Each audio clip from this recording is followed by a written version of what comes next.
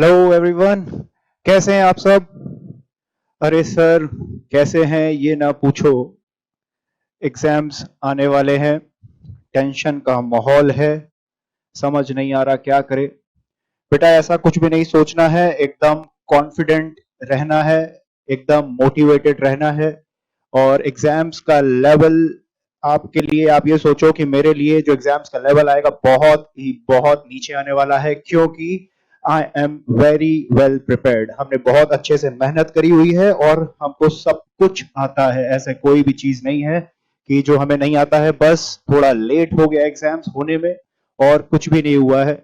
आपको जून में एग्जाम्स देने थे और बिकॉज ऑफ कोरोना वायरस अब आपका एग्जाम पोस्टपोन होके दिसंबर में हो गया और आप देने जा रहे हो फाइनली।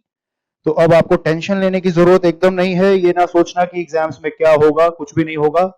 सीएस फाउंडेशन का एग्जाम वैसे भी इजी ही आता है और आपके लिए और भी इजी है, बिकॉज आपने बहुत अच्छे से मेहनत करी हुई है और आपने अच्छे से प्रिपरेशन करी है। और रिवीजन तो मैं बोल ही नहीं सकता कितनी बार हो चुकी होगी। अब आपकी रिवीजन पे रिवीजन तो हो गई होंगी।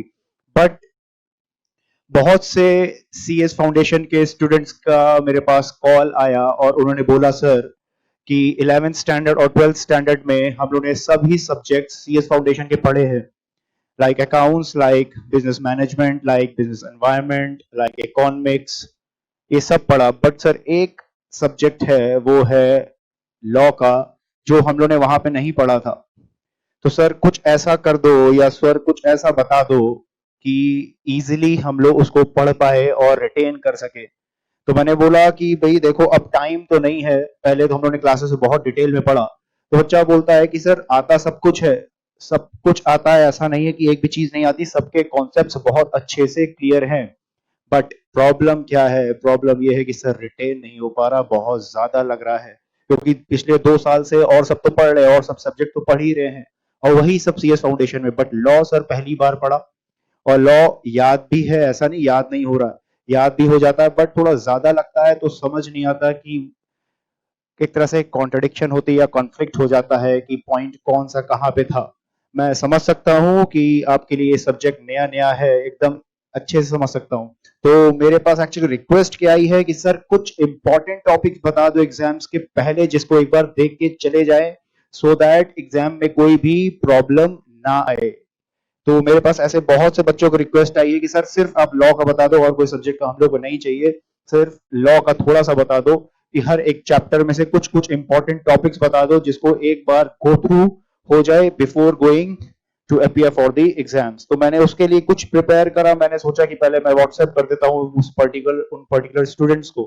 पहले मैंने ऐसा सोचा, बट फाइनली मैंने ये सोचा कि एक काम करते हैं कि एक वीडियो ही बना देता हूँ, और जो भी सीएस फाउंडेशन के लिए अपीयर हो रहा है वो आराम से उस वीडियो को देख लेगा और उन टॉपिक्स को एक बार गो थ्रू कर लेगा। तो इतना तो श्योर है सर कि आप इजीली पास तो बहुत अच्छे मार्क्स से हो जाओगे। ये ना सोचो कि आपको नहीं आता, आपको आता सब कुछ है, आपने सब कुछ पढ़ा है, और अच्छे से आपको टाइम भी मिल गया अब, और अच्छे से आप पढ़ चुके हो सब कुछ।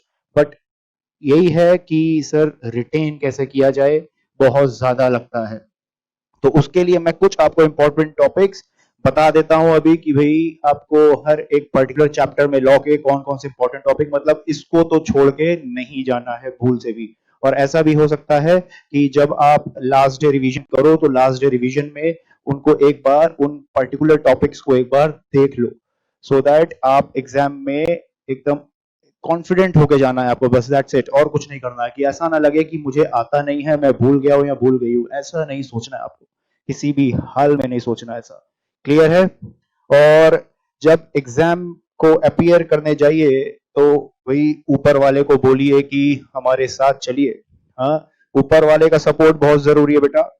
ऊपर वाले का सपोर्ट नहीं रहेगा तो प्रॉब्लम हो जाएगी। ऊपर वाले का सपोर्ट बहुत जरूरी, आपकी मेहनत तो जरूरी है ही, बट उसके साथ ऊपर वाले का साथ भी जरूरी है। तो उनको बोला करो कि जब भी एग्जाम देने जाओ तो उनको बोलो कि भाई, हे ऊपर वाले, या जो भी आप बोलते हो, हाँ, जो भी आप जिस रिलीजन के हो, जिसको भी फॉलो आप करते हो, उनसे बोलो कि हमारे साथ चलिए, और जो भी हम अटेम्प्ट कर रहे हैं क्वेश्चंस, आप ही को लिखवाना है, आप ही को करवाना है, और आप ही को हमको पास कराना है।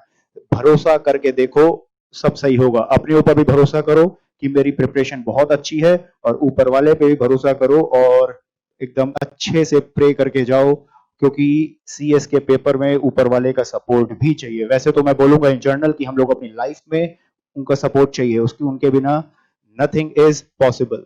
ठीक है, तो चलिए भाई मैं आपको कुछ इंपॉर्टेंट टॉपिक्स बता देता हूं, ज्यादा टाइम नहीं लूंगा आपका। कुछ इंपॉर्टेंट टॉपिक्स हैं पर्टिकुलर चैप्टर्स में, उन इंपॉर्टेंट टॉपिक्स को दिखा देता हूं आपको कि सर ये जो टॉपिक है इनको आपको मिस एकदम भूल से भी नहीं करना है, अच्छे से पढ़ के जाना।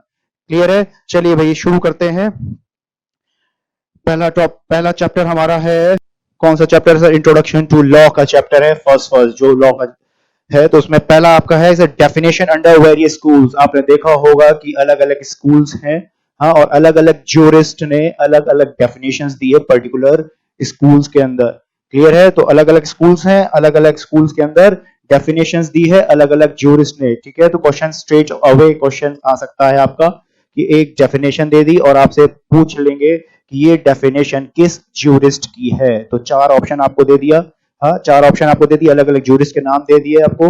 अल्पाइन हो गया, सिजर हो गया, सेलमेंट हो गया, ऑस्टिन हो गया। तो चार आपके पास ऑप्शन है और आपसे पूछेंगे कि ये पर्टिकुलर डेफिनेशन किस ज्यूरिस्ट की है, तो आपको राइट ऑप्शन चूज करना पड़ेगा। That's it. तो ये क्वेश्चन, इस डेफिनेशन का क्वेश्चन ऐसे ही आएगा, या तो ऐसा दे देगा, डेफिनेशन दे देगा और अलग अलग स्कूल्स के नाम दे देंगे ऑप्शन में, बोल देंगे कि भाई आप ये बताइए कि किस स्कूल के अंदर ये डेफिनेशन फॉल करती है। तो ये डेफिनेशन का जो पोर्शन है इसके अंदर, इंट्रोडक्शन टू लॉ के अंदर, ये बहुत इंपॉर्टेंट है, इसमें क्वेश्चन आता है। ठीक है, थोड़ा टफ टास्क है मानता हूं, मगर अभी तक आपने पढ़ लिया होगा तो उसको एक बार फिर से गो थ्रू कर लेना। तो पहला पोर्शन हमारा डेफिनेशन का है। क्लियर है? पहला पोर्शन हमारा डेफिनेशन का। सेकंड पोर्शन है हमारा सोर्सेज ऑफ लॉ। इसके अंदर बहुत इंपॉर्टेंट टॉपिक कौन सा है? अलग अलग सोर्सेज हैं, बट इसमें से जो मेन इंपॉर्टेंट टॉपिक इसके अंदर है वो है हमारा प्रेसिडेंट का। वो है हमारा कौन सा? वो है हमारा प्रेसिडेंट का टॉपिक है इसके अंदर, जो बहुत बहुत ज्यादा इंपॉर्टेंट टॉपिक है आपका। क्लियर है? तो इसके अंदर प्रेसिडेंट्स को आपको अच्छे से पढ़ना है। इसके अंदर क्या पढ़ना है आपको? प्रेसिडेंट का टॉपिक आपको बहुत अच्छे से पढ़ना है बेटा। क्लियर है? प्रेसिडेंट का टॉपिक इतने अच्छे से पढ़ लेना कि आपको लगे कि सर हमको और कोई जरूरत नहीं है, अब हमको और कोई जरूरत नहीं है, हमने अच्छे से पढ़ लिया है इसको। क्लियर है? ये है आपका सोर्सेस ऑफ लॉ। इसमें यहाँ पे लिख देता हूं, यहाँ पे कौन सा मैं बोल रहा हूं, प्रेसिडेंट्स। प्रेसिडेंट्स कौन सा है सर? प्रेसिडेंट्स का मतलब क्या? प्रेसिडेंट सर वही है जुडिशियल डिसीजंस, पास जो जुडिशियल डिसीजंस होते हैं उन्हीं को हम लोग प्रेसिडेंट्स बोलते हैं। तो प्रेसिडेंट्स आपने देखा होगा, हाँ, अच्छे से पढ़ा भी होगा, तो इसके बारे में भी आपको अच्छे से पढ़ के जाना। तो मतलब इन सोर्सेज ऑफ लॉ में जो मोस्ट इंपॉर्टेंट है वो मैं आपको बता रहा हूं, वो है प्रेसिडेंट आपके एग्जाम के लिए। क्लियर है? पर्सुएसिव, अथॉरिटेटिव है सब, ये सब। थर्ड आपका topic legal terminology and maxims. ये लीजिए, लीगल टर्मिनोलॉजीज एंड मैगजीम्स। ये तो आपको आनी चाहिए, बहुत बड़ी आपकी लिस्ट दी हुई है मॉड्यूल के अंदर। हाँ, ज्यादा मुझे पता है, आई कैन अंडरस्टैंड कि आप पूरा नहीं कर सकते, बट उसमें से जो इंपॉर्टेंट है तो आपके अलग अलग चैप्टर्स में यूज हो रहे हैं लीगल मैगजीम्स, उनको कम से कम आप अच्छे से याद कर लेना, अच्छे से देख लेना। ठीक है? वॉइड ab initio क्या है, वॉइड क्या है, ये सब देख लेना। रिपोर्टर्स भी है चीज है सर, एक रिपोर्टर्स है। रिपोर्टर्स क्या है? व्हाट रिपोर्टर्स का टॉपिक आपने देखा होगा। अलग अलग रिपोर्टर्स हैं जो आपके जो डिसाइडेड केसेस होते हैं, अलग अलग हाई कोर्ट हो गया, सुप्रीम कोर्ट के, उसको पब्लिश करते हैं। जैसे आपका एक रिपोर्टर है AIR है, ऑल इंडिया रिपोर्ट है।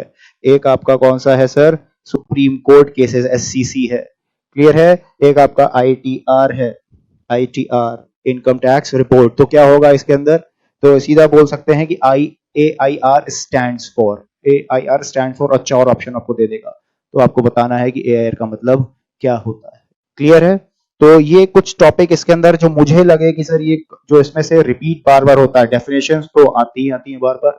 सोर्सेज ऑफ लॉ का मोस्ट इंपॉर्टेंट जो टॉपिक है वो प्रेसिडेंट्स का मतलब कौन से सर? जुडिशियल डिसीजंस वाला, जुडिशियल डिसीजंस वाला जो टॉपिक है आपका, जुडिशियल डिसीजन का जो सोर्स है। ठीक है? जुडिशियल में पास लिख देता हूं, पास जुडिशियल डिसीजंस होती है, वही हमारा कानून बन जाता है, एक तरह से एक सोर्स ऑफ लॉ है। ये बहुत ज्यादा इंपॉर्टेंट है। ठीक है? एंड थर्ड वन मैंने बताया आपको legal terminology and Maxim's, and fourth मैंने आपको बताया रिपोर्टर्स। क्योंकि सर देखिए आपके जो भी है पेपर है वो मल्टीपल चॉइस क्वेश्चंस के हैं, क्लियर है, आपको पूरा डिस्क्रिप्टिव क्वेश्चंस आपके में नहीं आते, तो मल्टीपल चॉइस में यही सब टॉपिक्स बनते हैं जो जहां से वो एग्जामिनर आपका क्वेश्चंस उठाता है। नेक्स्ट आता हूं तो नेक्स्ट आपका कंपनीज एक्ट 2013। कंपनीज एक्ट का आपका देख लीजिए, मैंने कंपनीज एक्ट आपका दोनों कंबाइन कर दिया, ठीक है, आपके मॉड्यूल्स में दो चैप्टर दिए कंपनीज एक्ट रिगार्डिंग, मैंने कंबाइन कर दिया। तो ये देखिए सबसे पहला question, basic date of notifying the act. Act आपका कंपनीज एक्ट आपका कब नोटिफाई हुआ था? चार ऑप्शन देगा, चार अलग अलग डेट्स देंगी, और जो एक डेट होगी डेट ऑफ नोटिफिकेशन, वो आपको वहां पे चूज करना है। Applicability of the act, act आपका कहां पे एप्लीकेबल है? कंपनीज एक्ट एप्लीकेबल टू, ठीक है, होल ऑफ इंडिया, हाँ होल ऑफ इंडिया या एक्सेप्ट जम्मू एंड कश्मीर, ऐसे ऑप्शंस आएंगे, तो आपको क्या आंसर देना है वो आपको पता है अच्छे से।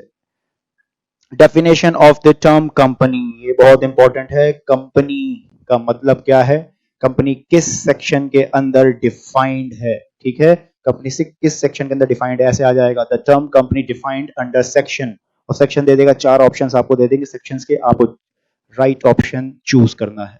ये बहुत इंपॉर्टेंट है, बहुत बार क्वेश्चन आ चुका है कंपनी का।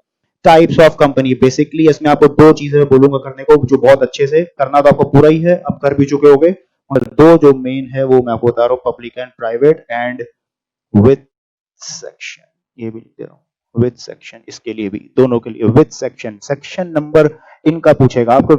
वैसे नॉर्मली आपको कंपनीज एक्ट के अंदर सेक्शंस नहीं पूछेगा, मगर डेफिनेशन के जो सेक्शन होते हैं ना वो आपसे पूछ लिए जाते हैं। प्राइवेट कंपनी किस सेक्शन के अंदर डिफाइंड है, पब्लिक कंपनी किस सेक्शन के अंदर डिफाइंड है, द टर्म कंपनी किसके अंदर डिफाइंड है, ऐसे क्वेश्चन आते हैं। वैसे तो टाइप्स ऑफ कंपनीज में और भी है, होल्डिंग है, सबसी है, एसोसिएट, ओपीसी, बहुत सी कंपनीज हैं, ठीक है, मगर जो वो बहुत इंपॉर्टेंट है वो उनके बारे में बता रहा हूं आपको।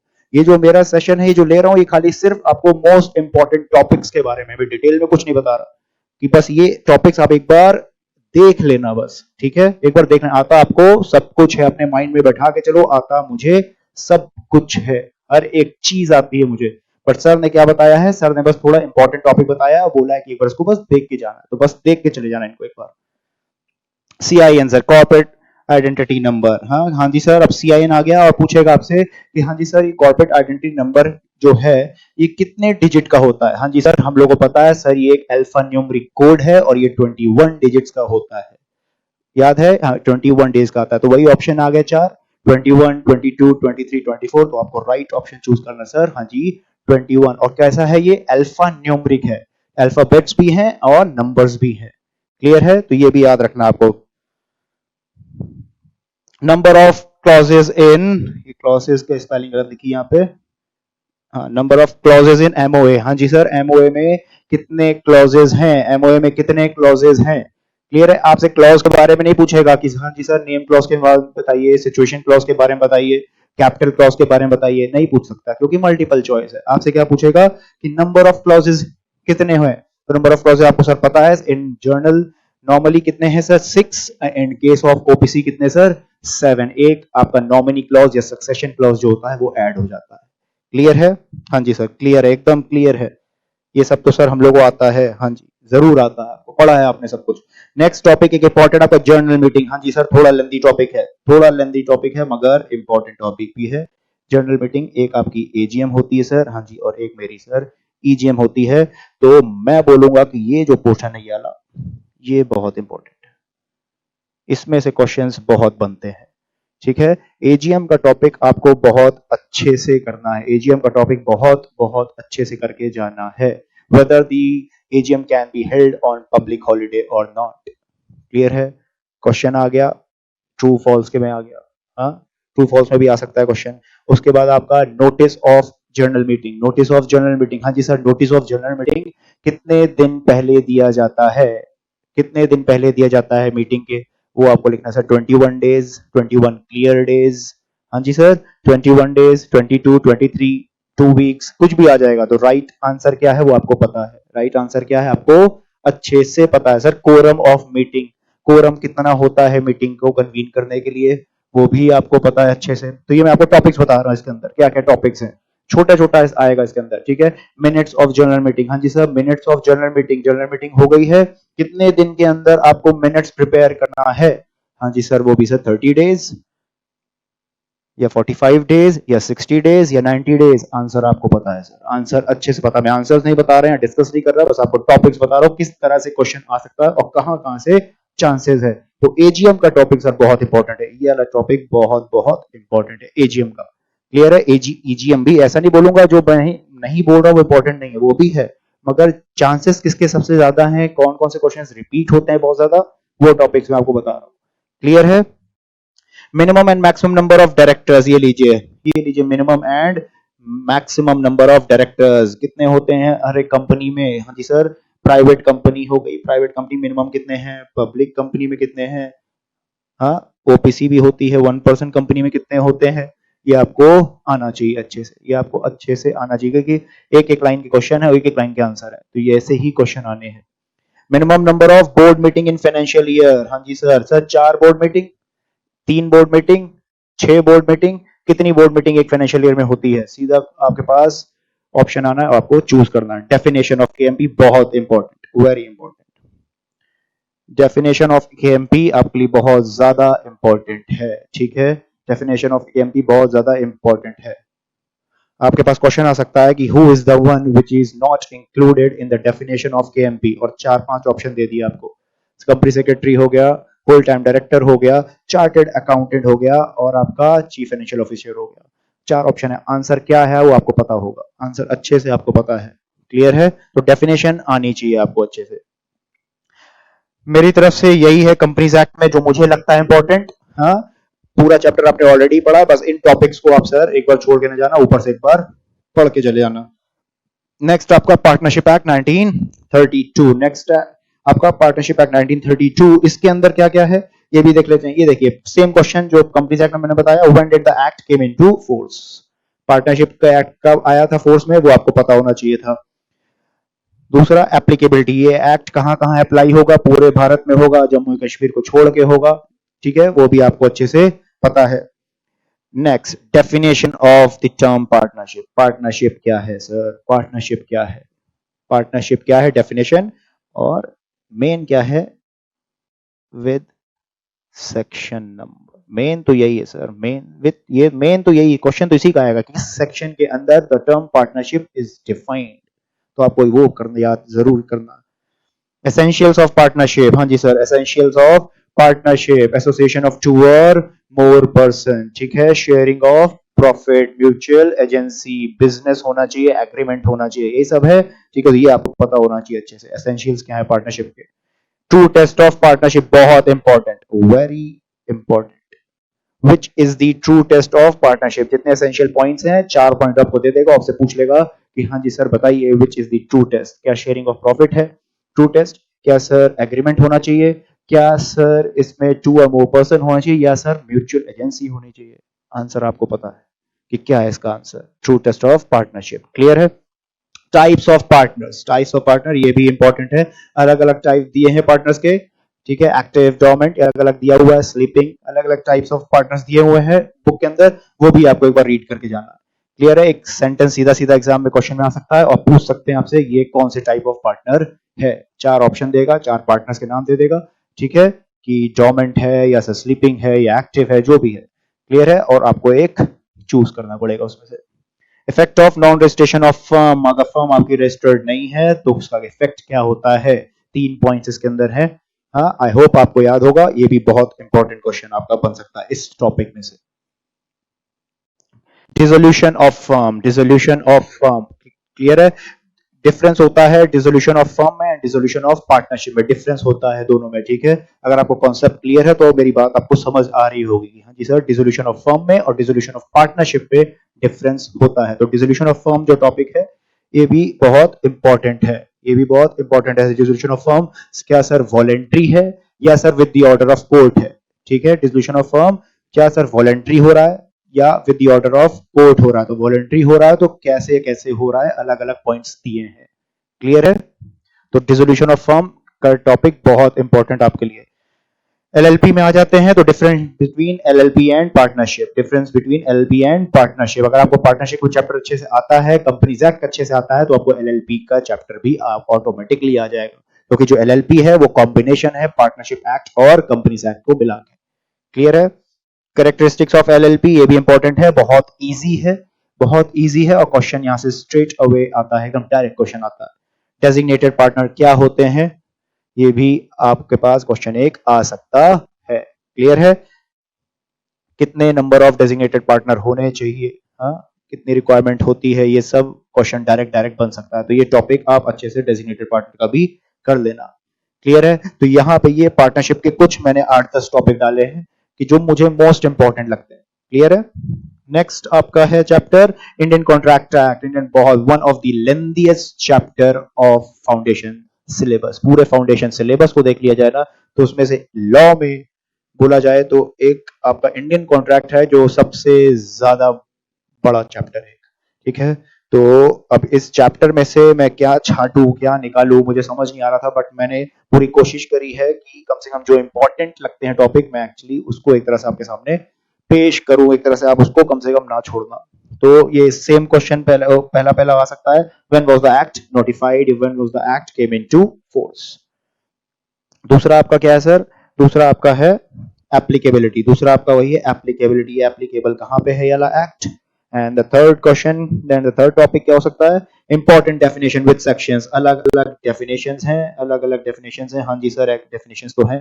एग्रीमेंट, सीधा सीधा क्वेश्चन आएगा कि agreement is defined under with section, और 4 ऑप्शन, एग्रीमेंट हो गया, हाँ जी सर, ऑफर हो गया, हाँ जी सर, एक्सेप्टेंस हो गया। क्लियर है? ऑफर हो गया, एक्सेप्टेंस हो गया, कंसिडरेशन हो गया, हाँ, कॉन्ट्रैक्ट हो गया, एनफोर्सेबिलिटी हो गया। तो ये 5-6 है, 5-6 टर्म्स ऐसे हैं जो बहुत इंपॉर्टेंट है, 5-6 टर्म्स हैं जो बहुत ज्यादा इंपॉर्टेंट है। इनको सेक्शन के साथ आपको अच्छे से याद करना है। क्लियर है? सेक्शन के साथ legal rules, legal rules related to किससे? Legal rules related to offer, legal rules related to acceptance. ये लीजिए, ये भी दिया हुआ डायरेक्ट क्वेश्चन है, 4-5 पॉइंट है दोनों में, वो आपको पता होने चाहिए। Communication and revocation of offer and acceptance. ये देखिए, कम्युनिकेशन ऑफ ऑफर कब होता है, कम्युनिकेशन ऑफ एक्सेप्टेंस कब होता है, और जब रिवोक कर रहे हैं तो उसका क्या होता है, revocation of offer and revocation of acceptance. Clear है? तो इसके भी डायरेक्ट क्वेश्चन आते हैं। Next, exception to no, exception to no, अच्छा एक्सेप्शंस हैं, नो कंसिडरेशन नो कॉन्ट्रैक्ट। ये लीजिए, exceptions to no consideration no contract. आपको पता है कि भाई consideration is one of the most essential element, हाँ, टू फुलफिल दी कॉन्ट्रैक्ट और to make the contract. Consideration बहुत इंपॉर्टेंट एक एलिमेंट है, बट कभी कभी ऐसा भी होता है कि उसके एक्सेप्शंस होते हैं कि कंसिडरेशन नहीं भी है फिर भी कॉन्ट्रैक्ट वैलिड होता है। तो उसकी जो एक्सेप्शंस दी हैं ये भी आपको अच्छे से याद करनी है। क्लियर है? Agreement with the minor, agreement with the minor, agreement with the minor, ये भी आपको अच्छे से पढ़ना है टॉपिक। मैंने अनसाउंड माइंड और दूसरा नहीं दिया है, डिस्क्वालिफाइड बाय लॉज का नहीं बताया, मगर जो माइनर का जो पोर्शन है वो मुझे बहुत इंपॉर्टेंट लगता है। तो एग्रीमेंट विद माइनर, ये आपको टॉपिक अच्छे से पढ़ना है। Wagering agreements and contingent contract, wagering agreements and contingent contract छोटे छोटे टॉपिक हैं, बट क्वेश्चन यहाँ से डायरेक्ट आता है।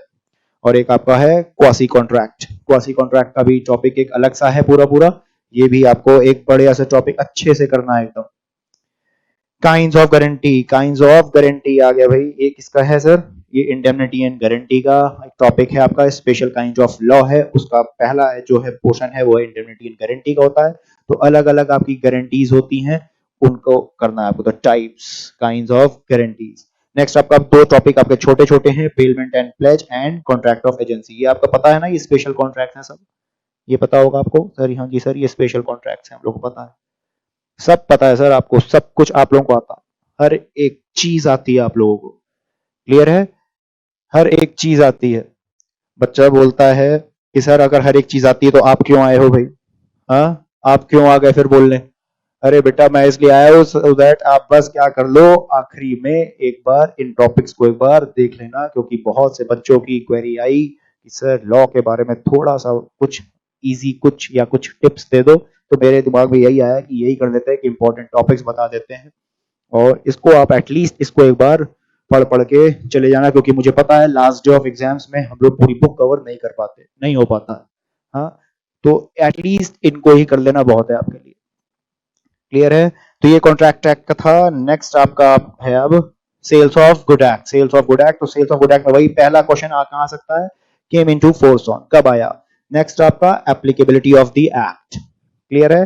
थर्ड आपका definition of contract of sales and goods. ये देखिए डेफिनेशन किसकी, contract of sale and goods. ये आपको अच्छे से करना है सर, डेफिनेशन आपको अच्छे से करनी है, डेफिनेशन आपको अच्छे से करनी है।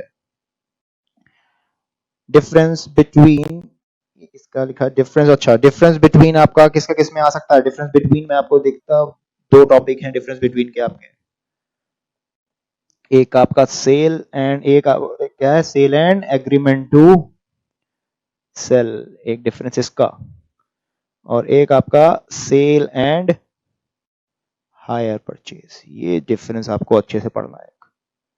क्लियर है? कंफ्यूजन हो जाती है कभी कभी सेल और एग्रीमेंट टू सेल में, कभी कभी कंफ्यूजन होती है बहुत बच्चों को, तो आपको ये अच्छे से पढ़ना है। और एक आपको sale and hire purchase. Definition of the term good, good किस सेक्शन के अंदर डिफाइंड है, गुड किस सेक्शन के अंदर डिफाइंड है, ये आपको पता होना चाहिए और डेफिनेशन भी पता होनी चाहिए अंदर। गुड इंक्लूड्स क्या क्या है उसको, वो आपको पता होना चाहिए। तो इस डायरेक्ट क्वेश्चन बन सकता है। टाइप्स ऑफ गुड्स, ये लीजिए सर, टाइप्स ऑफ गुड्स आ गया।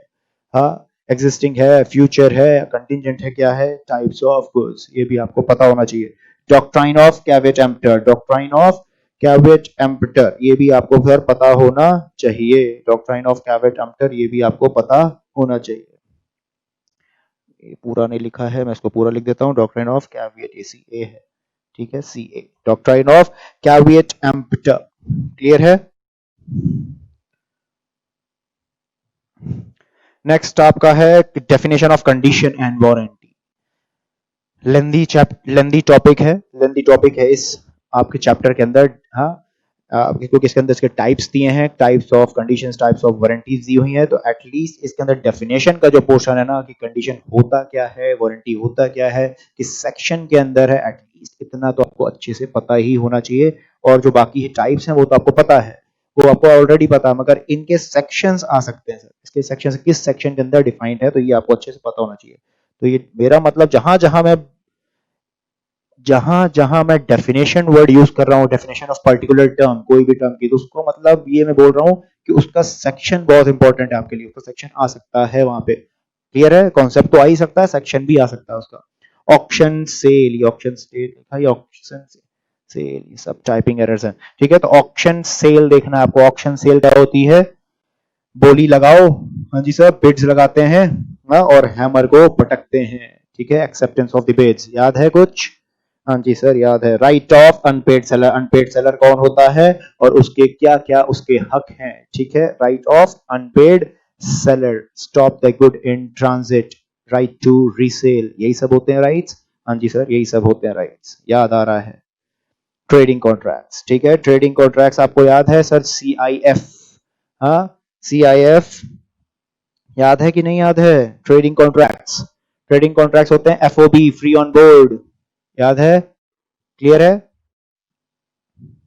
तो ये कुछ आपके कॉन्ट्रैक्ट्स होते हैं। Clear? Related to sale, related to sale, ex ship, EX, ex ship, ये बोल रहा हूं इसके बारे में, हाँ, ये बोल रहा हूं मैं।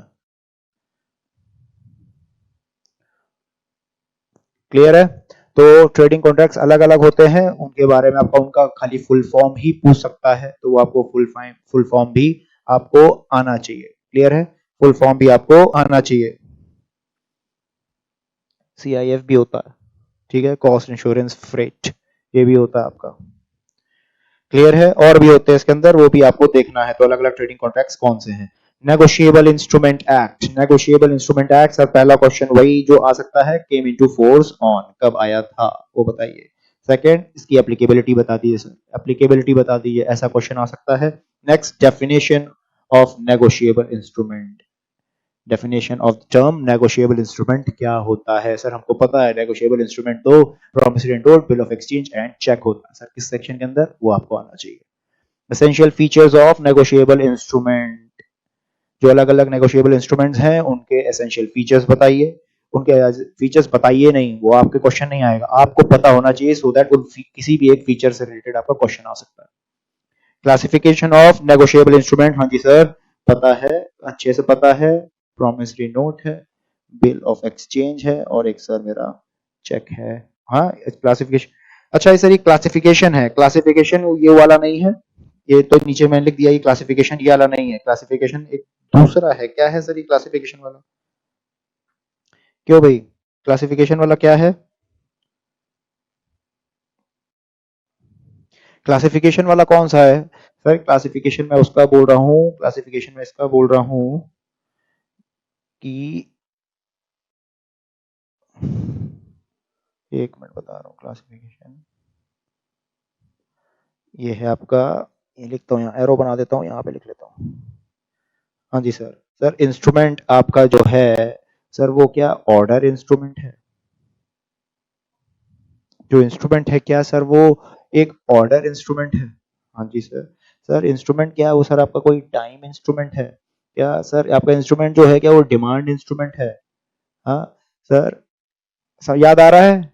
याद आ रहा है? तो अलग अलग क्लासिफिकेशन है, ठीक है, अलग अलग कैटेगरीज बनी है कि आपके जो अलग अलग इंस्ट्रूमेंट्स हैं, चाहे वो प्रॉमिसरी नोट हो, चाहे वो बिल ऑफ एक्सचेंज हो, वो किस टाइप का इंस्ट्रूमेंट है सर? क्या वो डिमांड है, क्या वो सर ऑर्डर है, क्या वो सर टाइम है, और अलग अलग इसमें दिया हुआ है, क्या वो एम्बिगुअस है, क्या वो एंचुएट है, तो अलग अलग आपके दिए हुए हैं। तो उनके क्लासिफिकेशन जो करी है नेगोशिएबल इंस्ट्रूमेंट्स की, आपको वो अच्छे से आनी चाहिए, वो आपको अच्छे से आनी चाहिए। तो 8 कैटेगरी है क्लासिफिकेशंस में, बोल रहा हूँ 8 कैटेगरीज हैं, 8 टाइप्स हैं इसके, 8 टाइप्स में डिवाइडेड है, 8 में है, 4 कैटेगरी को अलग अलग डिवाइड कर दिया है दो दो पार्ट में।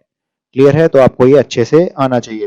Definition of promissory note, bill of exchange and cheque किस किस सेक्शन के अंदर डिफाइंड है और क्या उसके अंदर लिखा है, तो ये भी आपको पता होना चाहिए। नेक्स्ट आपका एंडोर्समेंट्स, टाइप्स ऑफ एंडोर्समेंट्स आपको पता होनी चाहिए। अलग अलग टाइप्स ऑफ एंडोर्समेंट दी हुई है, ठीक है, फुल है कि पार्शियल है, कंडीशनल है, जो भी है, तो टाइप्स ऑफ एंडोर्समेंट्स आपको आने चाहिए। Holder and holder in due course, दो आपके टॉपिक हैं और इनके क्या सेक्शन हो सकते हैं, तो सेक्शन भी इसके इंपॉर्टेंट है, सेक्शन नंबर इसके लिए इंपॉर्टेंट है, सेक्शन नंबर बहुत इंपॉर्टेंट है इसके, इन दोनों के लिए सेक्शन नंबर भी बहुत बहुत इंपॉर्टेंट है। कॉन्सेप्ट तो आना ही चाहिए और उसके साथ सेक्शन नंबर भी आना चाहिए। What is negotiation, what is negotiation ये आपको आना चाहिए। फोर्थ एंडोर्समेंट क्या होता है, ये भी टॉपिक इंपॉर्टेंट आपके लिए। एक dishonour of negotiable instrument and its effect, dishonour of negotiable instrument and its effect. Dishonour of negotiable instrument आपको पता है, बिल ऑफ एक्सचेंज का, चेक का डिसऑनर होता है, उसके क्या इफेक्ट होगा, क्या इंपैक्ट होगा, क्या फाइन है, क्या पेनल्टी है, ये सब आपको पता होना चाहिए। टाइप्स ऑफ हुंडीज, हाँ जी सर, हुंडीज तो है, थोड़ा सा कंफ्यूजन होता है हुंडीज में, मगर सर डायरेक्ट क्वेश्चन आ सकता है। डायरेक्ट एक आपको स्टेटमेंट दे देगा और पूछ लेगा ये कौन सी टाइप्स ऑफ हुंडी है, तो आपको सीधा सीधा वहां पे लिखना है। हुंडीज के नाम बड़े गंदे गंदे हैं, मैं समझ सकता हूँ, मगर याद करना पड़ेगा। Law related to maturity of time instruments, ये देखिए टाइम इंस्ट्रूमेंट्स होते हैं, ये आपका लॉ उससे क्या रिलेटेड है, क्लियर है? तो ये भी आपको पढ़ना पड़ेगा, मतलब ये टॉपिक आपका कौन सा है, मैच्योरिटी वाला टॉपिक है, मैच्योरिटी वाला टॉपिक है, उसके अंदर ये पॉइंट है, क्लियर है? इसके अंदर सेक्शंस दिए हुए हैं, वो सेक्शंस आपको अच्छे से आने चाहिए। 4 सेक्शंस हैं, 4 या 5 सेक्शंस हैं, वो आपको अच्छे से कवर करना है। नेक्स्ट आपका है रोल ऑफ कंपनी सेक्रेटरी, बहुत छोटा सा चैप्टर है और आप सीएस बनने जा रहे हो, आपने शुरुआत कर दी है, तो इसके बारे में आपको पता होना जरूरी है कि एक सीएस का क्या क्या रोल होता है। तो पहला sir general intro of chapter, ये आपको देखना है, बहुत छोटा सा इंट्रोडक्शन है, वो आपको एक बार पढ़ना है, रीडिंग करनी है। नेक्स्ट रोल ऑफ सीएस, ये देखिए रोल, रोल ऑफ सीएस, एक तरह से आप अपना रोल देखने जा रहे हो, तो अपना रोल पढ़ने में मजा ही आएगा कि मैं आगे क्या क्या कर सकता हूं या कर सकती हूँ। रोल ऑफ सीएस अंडर, इसके अंदर एक पर्टिकुलर एक्ट मैंने लिखा है, कंपनीज एक्ट, अलग अलग लॉज हैं, अलग अलग लॉज हैं, उनके बहुत लॉज में सेबी लॉज भी है, आपका फॉरेन एक्सचेंज भी है, मतलब फेमा हो गया, हाँ, तो और आपका अलग अलग लॉज आएंगे जहां पे सीएस का रोल होता है, बट मैं आपको एक पर्टिकुलर टॉपिक यहाँ पे बता रहा हूँ, कंपनीज एक्ट, पर्टिकुलर लॉ कौन सा, कंपनीज एक्ट, जो मुझे लगता है बहुत ज्यादा इंपॉर्टेंट है, बहुत ज्यादा इंपॉर्टेंट, तो इनके अंदर का रोल तो आपको पता होना ही होना चाहिए, ठीक है?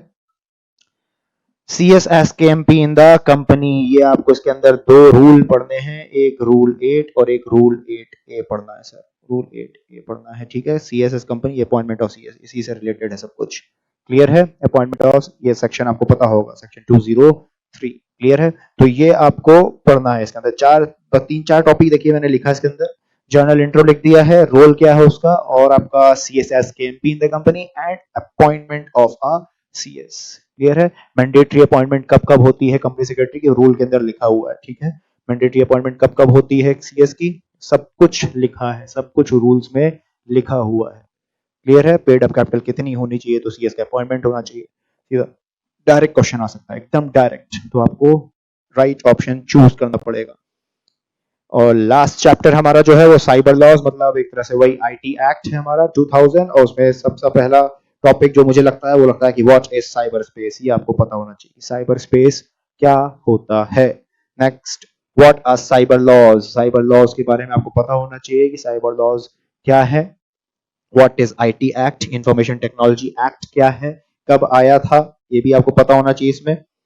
डिजिटल सिग्नेचर क्या होता है, डिजिटल सिग्नेचर के बारे में अच्छे से पढ़ना है। इलेक्ट्रॉनिक रिकॉर्ड्स क्या होते हैं, ये भी आपको पढ़ना, सब सेपरेट टॉपिक है, वो आपको पढ़ना है, एक बार अच्छे से गो थ्रू करना है। पढ़ तो आप ऑलरेडी लियो, बस एक बार इसको ऊपर से एक बार रीडिंग और अच्छे से करनी है। साइबर क्राइम क्या होता है सर, हाँ जी सर, साइबर क्राइम का सर हैकिंग करी, क्या वो साइबर क्राइम है, हाँ जी सर, हैकिंग करी आपका साइबर क्राइम है, क्लियर है। और साइबर एपलेट ट्राइब्यूनल क्या है, और इस बात एक अथॉरिटी है, हाँ, जहाँ पे आप अपील लेके जाते हो, अगर किसी इंसान को कोई प्रॉब्लम हुई है तो वो कहाँ जाएगा, एपलेट ट्राइब्यूनल जाएगा। व्हाट इज हैकिंग, हैकिंग क्या होता है, ये भी आपको, सर हमें तो पता है हैकिंग क्या होता है, पता है तो कोई दिक्कत नहीं है, लॉ की लैंग्वेज में एक बार पढ़ लेना अच्छे से। और साइबर टेररिज्म क्या है, ये भी एक तरह से डायरेक्ट आपके लिए, डायरेक्ट डायरेक्ट एक तरह से क्वेश्चन आ सकता है इसके अंदर भी, क्लियर है। तो मेरे तरफ से ये, मेरी तरफ से यही है, मेरी तरफ से यही टॉपिक मुझे जो लगते हैं कि एक तरह से लास्ट मोमेंट में आप मोटी मोटी बुक्स नहीं पढ़ पाओगे, मुझे पता है। लास्ट मोमेंट में अगर आपको लग रहा है कि सर मेरे पास टाइम नहीं है, मैं तो अब समझ नहीं आ रहा क्या करूं, हाँ, तो कम से कम एटलीस्ट इतने टॉपिक तो कवर कर लेना। ये मैंने सही बता रहा हूँ, बहुत कम टॉपिक डाले अभी, बहुत दिमाग लगाया कि कौन कौन से टॉपिक आ सकते हैं, आपके पास क्वेश्चंस का सोचा कि क्या क्या आ सकता है इसके अंदर और क्या क्या आता रहता है। बच्चों से सुनने को मिलता था कि सर ये क्वेश्चन आया, ये क्वेश्चन आया, ये क्वेश्चन आया, क्योंकि अब तो ऑनलाइन एग्जाम होते हैं तो क्वेश्चन पेपर नहीं मिलता, तो मगर स्टूडेंट्स बताते थे कि सर इस टॉपिक में से क्वेश्चन ज्यादा आए हैं, इस चैप्टर में से ज्यादा आया है, तो वही सबको सोच समझ के मैंने ये टॉपिक्स आपके लिए निकाला है, वही सब सोच समझ के निकाला है, और कहीं से नहीं आया है, क्लियर है। तो इन टॉपिक्स को एक बार मैं बोलूंगा पूरा पढ़ लो तो बहुत अच्छी बात, सब पढ़ सकते हो तो उससे अच्छी तो बात है ही नहीं कुछ, हाँ, मगर लगता है कि टाइम का थोड़ा शॉर्टेज है और लास्ट मोमेंट रिवीजन करना, एक बार मुझे सब कुछ आता है बट एक बार देखना चाहता हूं, तो कम से कम इन टॉपिक्स को एक बार आप लोग देख लेना, it will really help you, आपकी मदद को, आपको मदद तो इससे मिलनी ही मिलनी है। और जो एक बात मैंने शुरू में कही, शुरू में क्या कही है कि सर अपने ऊपर भरोसा रखना है, एकदम कॉन्फिडेंट होके जाना है और एकदम बूस्ट अप होके जाओ, हाँ, एकदम मोटिवेटेड रहो और जाओ एकदम वहां पे कि भाई मुझे सब कुछ आता है, मैं पेपर देने आया और मेरे साथ एक बंदा साथ में आया है, मैं अकेले नहीं हूं, वो है ऊपर वाला मेरे साथ, मेरे भगवान भी आए हैं, वो बैठे ही हैं मेरे साथ, हाँ, वही लिखवा रहे हैं और मैं लिख रहा हूँ, मैंने अपनी मेहनत करी है और अब सब कुछ उनके ऊपर है, अब आगे वो देखेंगे। तो ये आपको भरोसा एक होना चाहिए, और आज नहीं, जिंदगी भर आपको भरोसा ये रखना अपने साथ, चाहे आप CS के एग्जाम दो, चाहे आप कोई भी एग्जाम्स दो, चाहे फाउंडेशन दो, चाहे एग्जीक्यूटिव, चाहे प्रोफेशनल, आपके अंदर ये थॉट होना चाहिए, क्लियर है, कि मेरी मेहनत एक अलग चीज है, मुझे मेहनत करनी है और साथ में मुझे एक सपोर्ट चाहिए, किसी का नहीं चाहिए बट एक का चाहिए, वो है ऊपर वाला, क्लियर है।